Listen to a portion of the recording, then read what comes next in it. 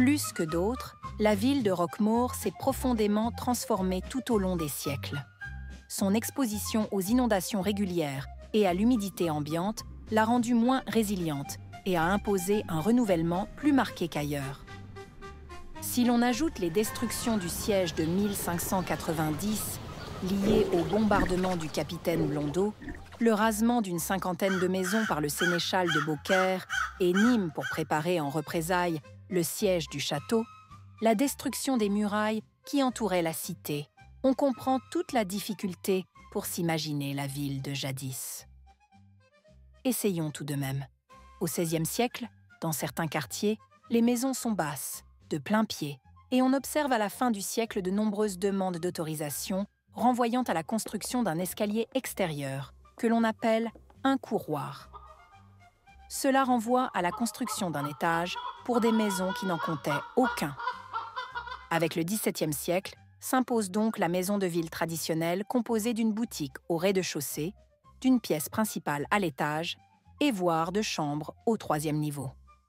Pour passer du rez-de-chaussée au premier étage, bon nombre de maisons disposent de cet escalier de bois extérieur dont nous avons déjà parlé.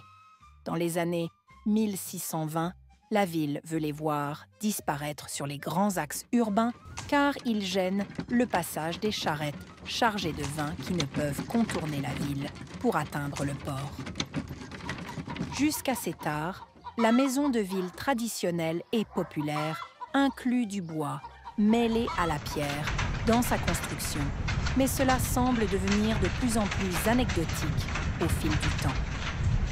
Un seul incendie est signalé au milieu du XVIIIe siècle, l'intervention du voisinage ayant permis d'en limiter l'extension à la seule maison en cause.